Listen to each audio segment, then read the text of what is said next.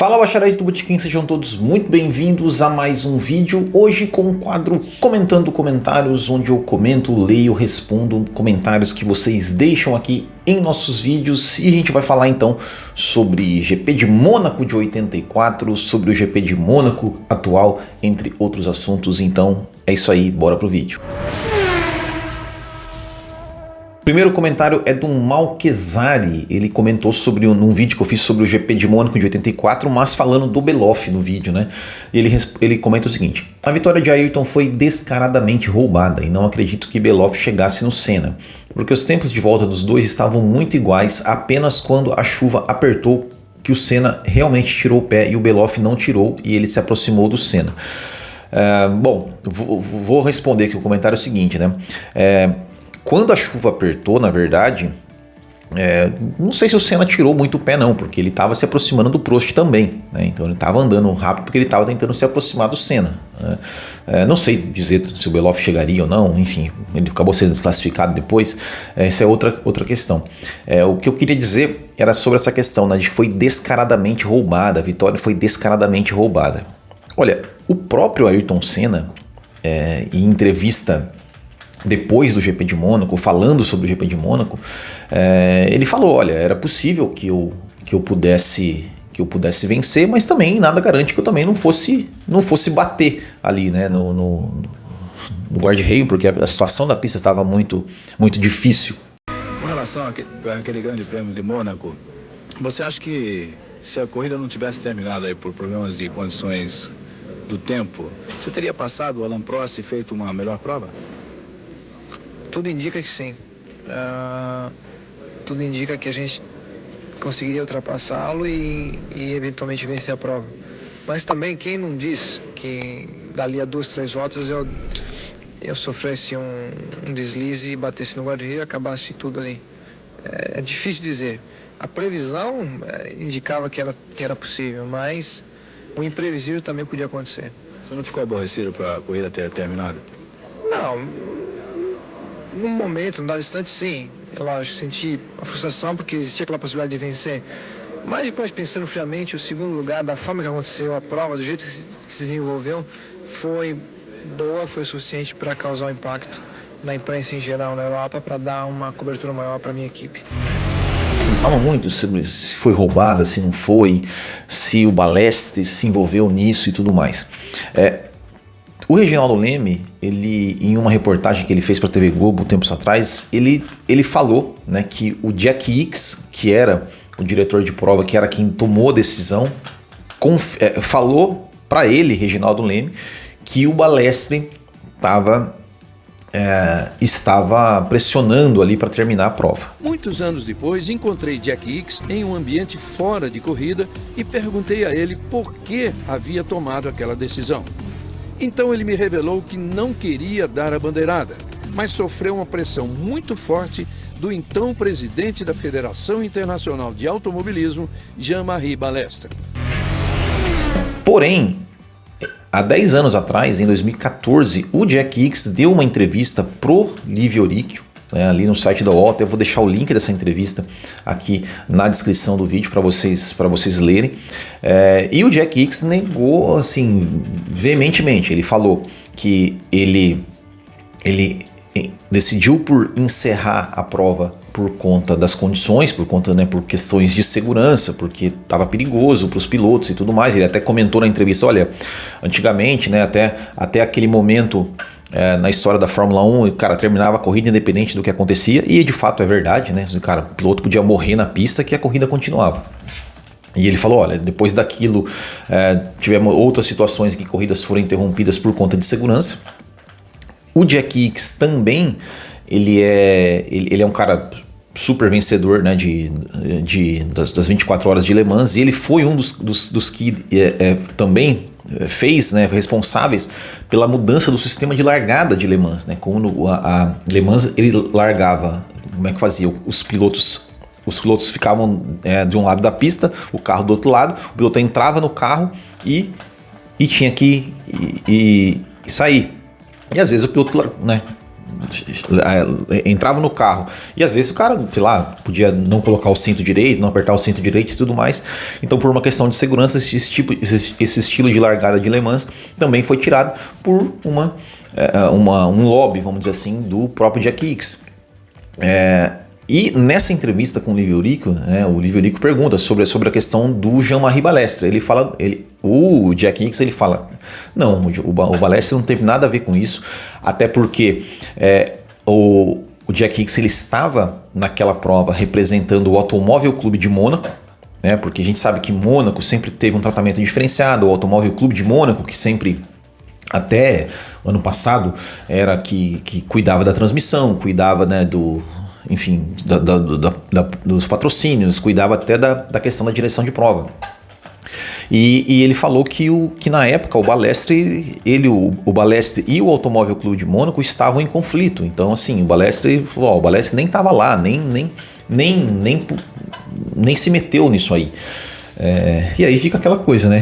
Ou seja, alguma informação não é certa. Ou a informação do Reginaldo Leme, né, que diz que o Jack Hicks confessou para ele que foi pressionado pelo Balestre, ou o Jack Hicks, na entrevista que ele deu pro Livio Rico, ele não falou a verdade, né? E assim, eu não sei, eu não conheço o Jack Hicks, não conheço o Reginaldo Leme, não conheço, né? Então não sei, não vou aqui emitir minha opinião.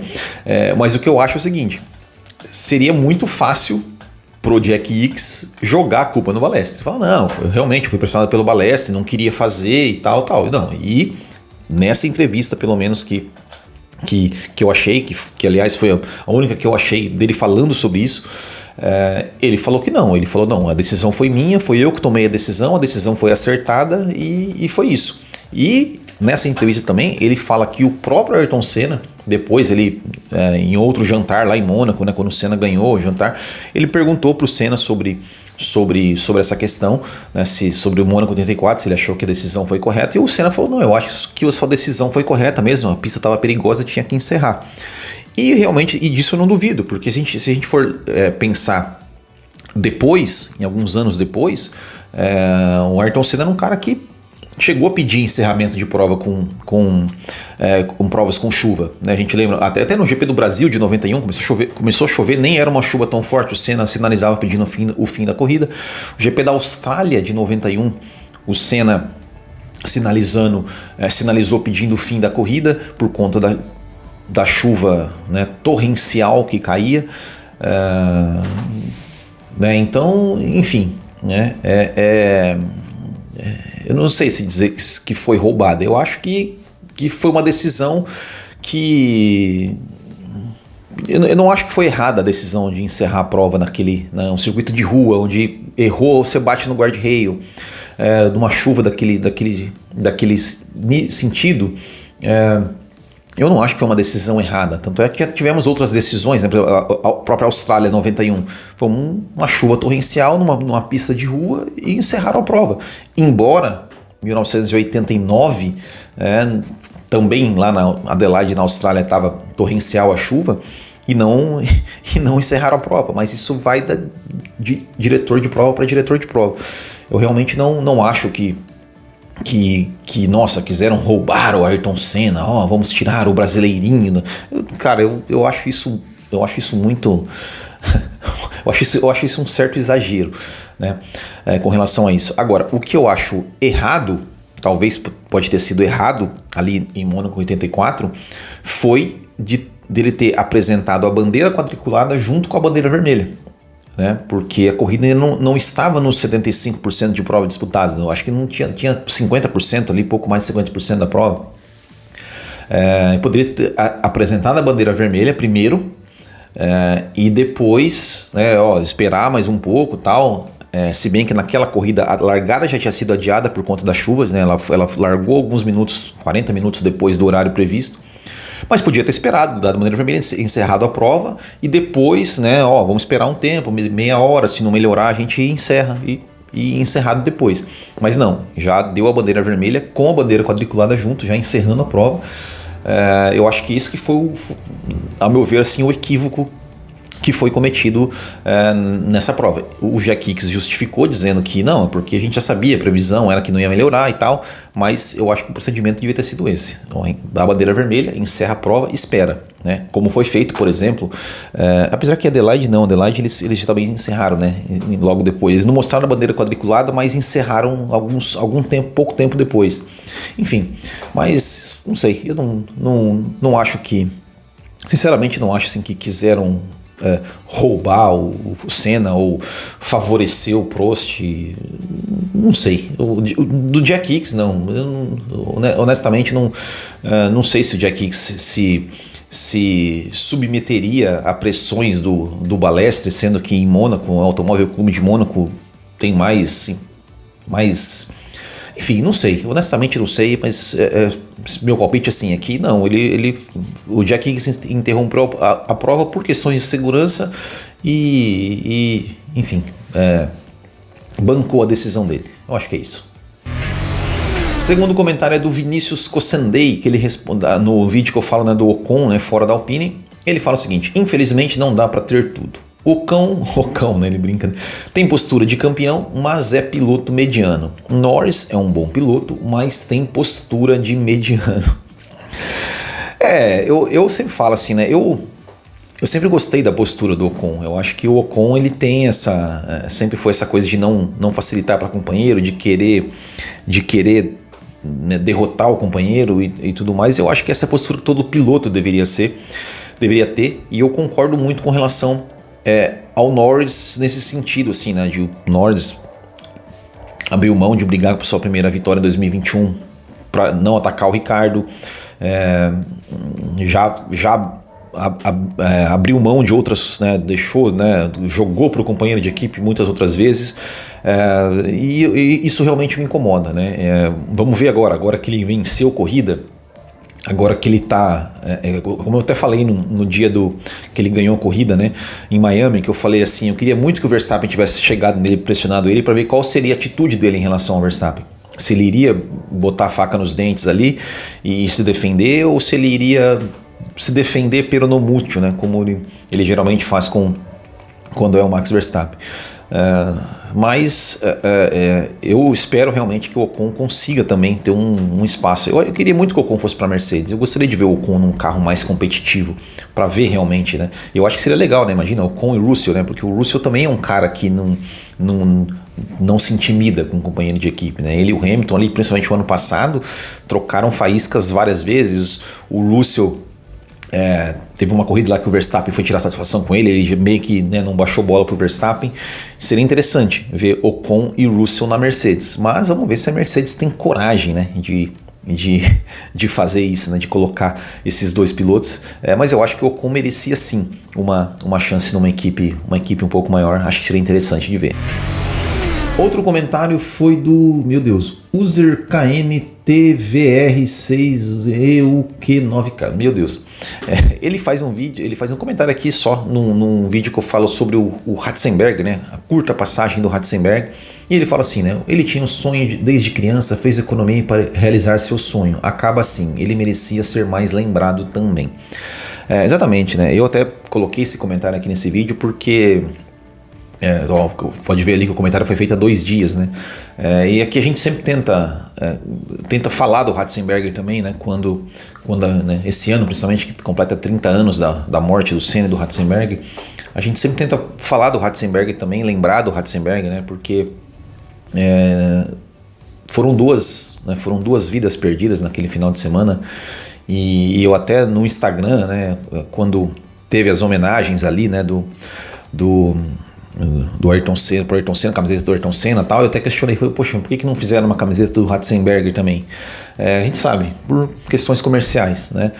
E até teve alguém que lá no Instagram comentou, não, porque que a morte do Ratzenberger, que a morte do Senna tem mais peso, mais valor do que a morte do Ratzenberger. Eu falei, como assim, cara? 2 vidas iguais? Não, mas o do Senna é muito maior. Eu falei, pois explica isso para a família, né, do Ratzenberger, né, para o pai do Ratzenberger, para a mãe do Ratzenberger, né, que a vida do filho deles é menos importante do que a vida enfim, não faz sentido nenhum. A gente entende, o Senna era mais conhecido, era mais tal, mas a morte, ambas as mortes são pesadas da mesma forma. E aqui a gente sempre, quando tem oportunidade de lembrar também do Ratzenberger, a gente vai lembrar, então, por isso que eu coloquei esse comentário aqui no vídeo. O último comentário é do André Ogawa, que ele disse o seguinte, lá no nosso vídeo sobre a análise do GP de Mônaco. Ele fala o seguinte: acho que essa melhora na competitividade não tem a ver com o teto orçamentário e nem escalonamento de túnel de vento, e sim com o conhecimento do regulamento. Em 2020, a Red Bull chegou perto da Mercedes. Em 2021, tivemos aquele campeonato maravilhoso. Igualmente agora. 2024, as equipes vão se aproximar e 2025 teremos um super campeonato. Aí 2026 será igual a 2022, onde alguém achará o pulo do gato no novo regulamento e vai disparar. Deixe um regulamento por 10 anos, sei lá. Olha, é claro que sim, tem a ver também com o conhecimento do regulamento. Mas se fosse só isso, por exemplo, a Mercedes ela dominou de 2014 até 2020, e 2020 a Red Bull não chegou perto da Mercedes, não, chegou perto no final do campeonato. Aliás, todo final de campeonato na era da Mercedes, a Red Bull se aproximava. Por quê? Porque a Mercedes, ela se desenvolvia tanto, né? Ela ganhava tão fácil no começo na primeira parte do campeonato, que depois ela já jogava dinheiro ali pro carro do ano seguinte. Mas eu acho assim, eu acho que a questão do teto orçamentário e do escalonamento do túnel de vento, ele traz sim o equilíbrio, porque as equipes elas precisam saber gerir melhor, né, o seu desenvolvimento. Por exemplo, a Red Bull ela fez o carro em 2023, fez um carro em 2024, mas ela não tem tantos recursos assim para desenvolver esse carro. Todas as equipes vão desenvolver, só que a Red Bull não tem tantos recursos para desenvolver o carro. Por quê? Porque ela tem menos tempo de túnel de vento. E isso, querendo ou não, faz diferença. Nesse regulamento mais apertado, a Red Bull ela não pode mais despejar centenas de milhões de dólares ali para desenvolver ainda mais o carro e deixar o carro ainda com mais vantagens e ficar sempre um passo à frente, né? Como acontecia na época da Mercedes, por exemplo. Em 2021 a gente teve esse campeonato porque teve, né, a FIA ali mudou, né, uma parte ali no regulamento, tirando uma parte mexendo na questão do assoalho do carro da Mercedes e, digamos assim, deu sorte, né, de que a Red Bull conseguiu chegar. Mas eu acho que sim, se tivesse em outros tempos, por exemplo, né, em tempos que o gasto era ilimitado, a gente até poderia ter, de repente, uma Ferrari mais próxima ou uma Mercedes mais próxima da Red Bull, porque eles iam estar ali, o conceito zero pódio da Mercedes. Cara, eles iam jogar fora e gastar zilhões para fazer um novo carro até achar. Poderia acontecer. Mas a diferença entre eles e os carros mais abaixo do grid seria muito maior. E a gente está vendo que todos os carros, eles estão... Hoje você pega do primeiro ao 20º colocado, numa qualificação, cara, é 1 segundo de diferença. Coisa que a gente nunca teve na história da Fórmula 1. Na história da Fórmula 1 nunca teve. Por quê? Porque era muita diferença. As equipes gastavam zilhões e outras equipes tinham que gastar um tantinho assim e jamais iam conseguir chegar. Então hoje a gente tem um certo equilíbrio, não só naqueles que disputam o campeonato, mas em praticamente todo o grid. A gente tem um meio de campo ali embolado. A gente tem, claro, tem as equipes melhores e piores, mas a gente está vendo, né, que tem um equilíbrio maior. A distância entre o primeiro e o último colocado é bem menor, e eu acredito que isso tende a acontecer cada vez mais com teto orçamentário, escalonamento de túnel de vento e conhecimento do regulamento. Eu acho que a tendência é que as equipes fiquem cada vez mais próximas, porque uma equipe que chegou lá atrás, por exemplo, a Williams e a Haas, elas têm, né, muito mais tempo de desenvolvimento do que a Red Bull tem, por exemplo. É claro que tempo, se você não tiver competência, gente competente para usar esse tempo da melhor forma, também não adianta. mas para mim não é coincidência que depois do teto orçamentário e depois desse escalonamento de turno de vento, que a Fórmula 1 ficou mais equilibrada. Eu acho que não é mérito só do regulamento, de conhecimento de regulamento.